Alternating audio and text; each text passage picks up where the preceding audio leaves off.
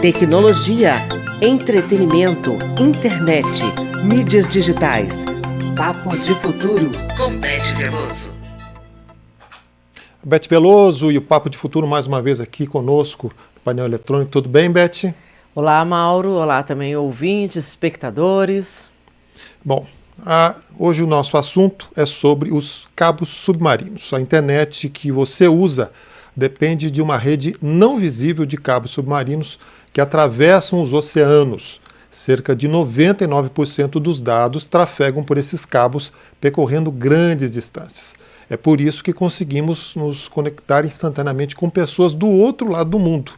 Essa infraestrutura dos cabos foi montada sem uma regulamentação robusta. E agora o Brasil tenta reverter esse cenário para organizar o setor e garantir a sua segurança. Quem nos explica esse processo é a Beth Veloso. Mauro, cabos submarinos. A gente está discutindo um assunto que, olha, é muito difícil. Eu recebi um trabalho aqui na consultoria legislativa e decidi investir nesse tema que a gente nunca falou aqui no Papo de Futuro. Por quê? Porque ele é um tema árduo. E nas minhas pesquisas eu fui buscar os especialistas em cabos submarinos. Esse tema, ele diz respeito especialmente à Marinha. Eu acho que é o órgão que mais regula e cuida desse assunto no Brasil.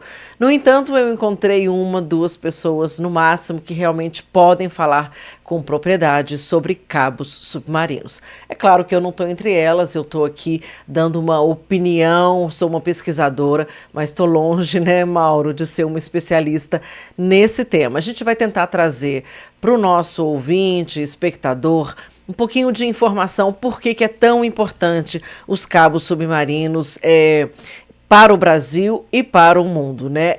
Para quê? Para conectividade global, para a internet, como você mesmo colocou, Mauro, e também para uma discussão de soberania digital, de autonomia, de poder entre os países.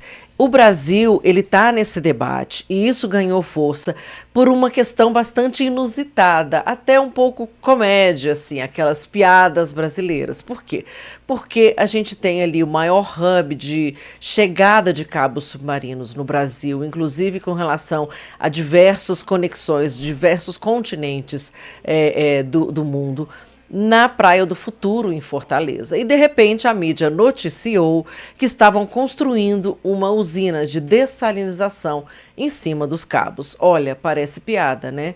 E realmente houve um furor em torno disso, né? A Anatel se envolveu, vários especialistas, o governo brasileiro, para que houvesse uma negociação de relocação dessa usina de salinização. E então, o assunto dos cabos submarinos e a necessidade de uma regulação, de regras específicas para esse setor, veio à tona. E eu fui buscar, então, uma das pessoas que eu considero que é o maior especialista em telecomunicações e também em engenharia e nessa parte de engenharia pesada de telecomunicações, que é o Agostinho Linhares. Ele dirige hoje, ele é o diretor executivo do IPE Digital. É um instituto que trabalha para conectividade no Brasil e também no mundo. E a primeira pergunta que eu fiz para ele foi básica. Agostinho, por que é tão importante a gente discutir no Brasil, de uma maneira organizada e estruturada, a questão dos cabos submarinos? Vamos ouvi-lo. Os cabos ópticos submarinos, eles são extremamente importantes porque, basicamente, a internet no mundo flui através desses cabos. Então, tem algumas estatísticas indicando que 99% do tráfego, ou aproximadamente este número, né, dos dados na internet mundial fluem através dos cabos ópticos. E o que nós temos, um único cabo, ele tem uma capacidade de dezenas de satélites, né? Então, como você tem vários cabos espalhados também, então você tem uma ideia dessa capacidade da rede. Então, quando a gente avalia como Brasil, né, o que nós temos? A gente tem políticas públicas, né, associadas a cabos ópticos, e tem uma discussão também relacionada a políticas públicas para data centers. Então, colocando de um lado, né, a parte dos cabos ópticos, o que a gente destaca, que é o Programa Norte Conectado, que do lado do Brasil são mais de R$ 1 bilhão que serão investidos para lançar mais de 12 mil quilômetros de cabos ópticos subfluviais em rios da Amazônia, né, que vão conectar dezenas de cidades, atingindo milhões de pessoas. Beth, além da conectividade, esses cabos são estratégicos também para o Brasil na América Latina, não é isso? Exatamente. O Agostinho ressaltou que a gente, em primeiro lugar, o Brasil é um dos grandes usuários da internet, inclusive em tempo de uso da rede, né? Nós estamos em segundo lugar. Portanto, nós somos o que a gente pode chamar de usuários pesados da internet e precisamos muito dessa conectividade, né? Esse projeto do Norte Conectado, que é conectar a Amazônia, né, os rios, porque até então a gente tinha um problema seríssimo, né, de um buraco negro na Amazônia, e agora realmente essa conectividade está chegando com velocidade, porque os cabos submarinos, eles garantem com fibra ótica uma velocidade muito superior que os satélites que o Agostinho comentou, por exemplo.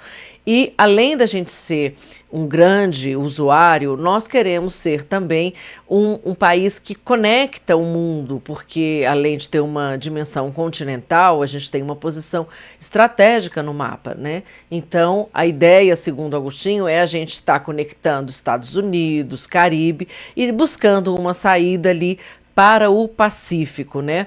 O problema no Brasil é que, como a gente não tem uma regulação muito forte, né, uma regra muito específica para os cabos submarinos, eles acabam estando muito desprotegidos, né? Acontece muito, Mauro, dos cabos serem danificados, por exemplo, pelas âncoras dos barcos, né? Porque eles vão para profundidades muito longas, tem cabos de 400 quilômetros até 37 mil quilômetros, mas quando eles vão chegando na área ali, na zona de exploração específica ali, que é a área da Marinha, eles, claro, começam a submergir até serem enterrados na areia ali, na terra, nas praias.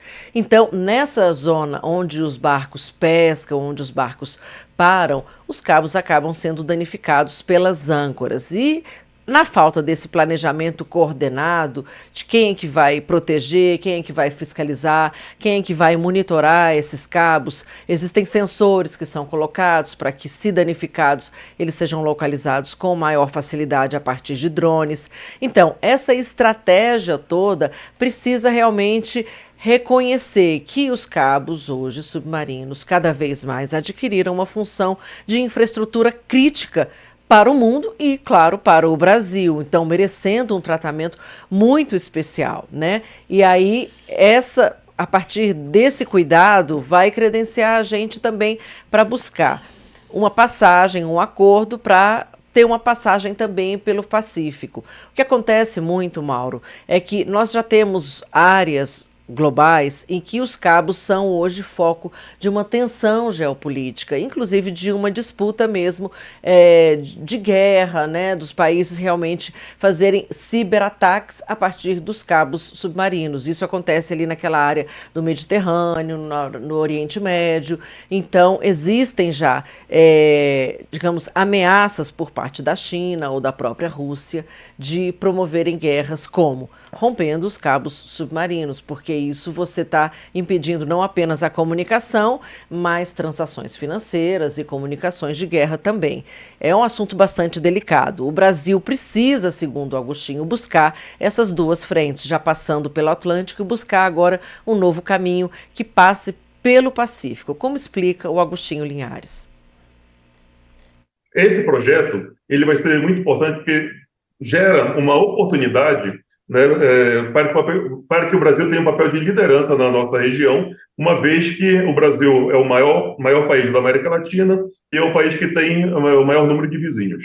Então, aumentando a nossa capilaridade de rede interna e atingindo vizinhos, como é o caso desse projeto, então você vai criar novas oportunidades para aumentar a disponibilidade e segurança dessa rede, né, tendo diferentes saídas, né? Hoje o Brasil já está pelo lado do Atlântico, vai poder ser pelo lado do Pacífico. Isso gera uma série de oportunidades. Beth, como é que esses dados chegam até o usuário final? Mauro, então, os cabos eles são compostos por feixes de fibra ótica, né? Eles podem transportar uma quantidade enorme de dados, né? Existe uma estimativa de que a internet hoje tenha 3,4 petabytes, né, de volume de dados. Então, Esses dados são transportados muito rapidamente, é o que permite a gente se comunicar quase simultaneamente com uma pessoa que está, né, do outro lado do planeta, no Japão, em Hong Kong, né? E para que essas informações se transformem em conteúdos acessíveis, a gente precisa, obviamente, né, que os cabos estejam conectados aos data centers, né, os centros de dados. O Brasil também tem avançado nessa discussão de uma política de data center. A gente está muito atrás, obviamente. É claro que os dados dos brasileiros que a gente usa na internet hoje estão concentrados em data centers nos Estados Unidos, da Amazon, da Microsoft, do próprio Google. Os próprios cabos hoje, boa parte dos cabos, estão na posse, né, dessas empresas, seja a Meta, seja o próprio Google, que estão vendo a importância estratégica dessa infraestrutura. E nós temos, por exemplo, um estudo já da Associação Brasileira de Inovação, de Indústria, para realmente avaliar qual é o mapa, a estrutura de data center hoje no Brasil e a partir daí tentar dar um salto qualitativo, né? Para que a gente possa realmente avançar nessa política, a gente precisa que os dados estejam armazenados no Brasil. Aí a gente volta para o tema da soberania que a gente sempre discute aqui. O Augustinho Linhares, ele acredita que os data centers, eles são um complemento fundamental para a gente começar a pensar nessa política de cabos submarinos, que não são só submarinos, são subaquáticos, né? Porque a gente está falando de rios também. Portanto, vamos ouvir o Augustinho Linhares. O data center ele é um ponto-chave, é um ponto central na economia digital, principalmente nesse momento que estamos tendo esse crescimento exponencial da inteligência artificial. Então, olhando como o Brasil também, né, o BNDES já anunciou programas, né, linhas de crédito da ordem de bilhões de reais para a implantação de data centers aqui no Brasil, mas nós precisamos do estabelecimento de políticas públicas, políticas que tratem, por exemplo, de redução de impostos para a energia elétrica, né, já que a energia elétrica é um ponto crucial dos data centers, a importância da ampliação de investimentos em energia limpa, né, principalmente energia eólica, energia solar, né, e o Brasil é uma referência em energia renovável no mundo. Beth, como tudo isso impacta na nossa soberania digital do Brasil? Mauro, a gente não está falando só de conectividade, a gente está falando sobretudo de segurança nacional, né? É muito importante do ponto de vista geopolítico, em que a gente vê realmente os países se reorganizando aí num novo concerto, uma nova concertação de forças, Estados Unidos, China. Então, esses grandes países estão investindo pesadamente nessas infraestruturas, né? Então, os dados hoje, como a gente sempre fala aqui no Papo de Futuro, são o ativo mais valioso, é o que a gente tem de realmente mais importante. E, basicamente, hoje nós não temos o controle sobre os nossos dados, sobre como nós fazemos. Inclusive, uma discussão bem atual, bem recente, sobre a comercialização da íris em São Paulo. Você deve ter visto essas notícias, né? Circularam na rede aí alguns vídeos de que pessoas estavam fazendo fila para vender a sua íris, e esses dados, naturalmente, estão indo para data centers no exterior, e você não sabe por quanto tempo esses dados são armazenados, como eles serão utilizados, porque um vazamento de um dado sensível, biométrico, como a íris, que é uma identidade, a identidade inequívoca de uma pessoa, pode ser catastrófico, né? Isso pode ser usado das piores formas possíveis, inclusive para acessar, por exemplo, a sua conta bancária. Então, assim, é preciso ter muito cuidado, né? Essas informações, o Brasil não tem controle hoje, portanto, essa política a gente tem que começar, é tudo uma cadeia. Se a gente não consegue ter uma infraestrutura básica, robusta, que esteja regulada, não apenas com leis locais, nacionais e também internacionais, a gente não vai conseguir controlar esse sistema lá na ponta, que é justamente o uso dos nossos dados. E é exatamente isso que o Augustinho fala, é preciso trabalhar nisso do ponto de vista do avanço que vai representar para o Brasil conquistar a sua independência no uso e na gestão dos dados, da proteção de dados dos brasileiros, né? Vamos ouvi-lo. Uma vez que você vai estar com os dados dentro do Brasil, então é muito mais fácil você ter um tratamento, uma proteção dos dados, Não obstante, mesmo que os dados sejam tratados fora do Brasil, nós temos a LGPD, que trata de elementos, e trata dos casos quando os dados são tratados internacionalmente, mas quando você traz esses elementos para cá, para dentro, você ajuda o desenvolvimento técnico da população, de profissionais, desenvolvimento econômico, porque você vai desenvolver uma infraestrutura e junto dessa infraestrutura tem que ter a capacitação, tem que ter o desenvolvimento de todo o sistema, né, com os prédios, os equipamentos bem ali. Esse incentivo nessa soberania digital é muito importante, porque não é apenas internet, não é apenas dados, ele envolve toda uma cadeia de valor, onde essa cadeia de valor perpassa os elementos de TIC, né, chega em outros fundamentos constitucionais de proteção, né, de direitos fundamentais da pessoa. Então, é realmente algo que a gente vê uma sensibilidade maior dos nossos políticos e a gente espera realmente que muito em breve a gente vai ter novas decisões, novos incentivos, políticas públicas para trazer tanto os data centers, trazer uma proteção maior para os cabos óticos e, consequentemente, fortalecer a nossa soberania digital. Beth, qual é o posicionamento do Brasil em relação à regulamentação desse setor? Bom, Mauro, agora a gente vai para a parte prática, né, do papo de futuro e da discussão dos cabos submarinos.